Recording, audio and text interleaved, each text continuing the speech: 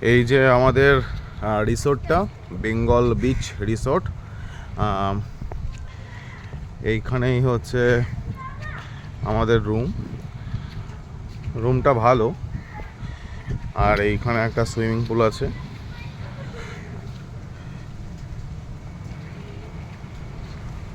Swimming pool আছে, সুন্দর রিসোর্টটা গোছানো। আর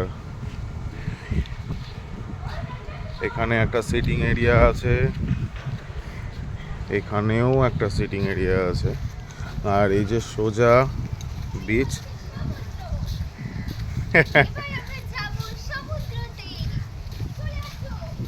আসতে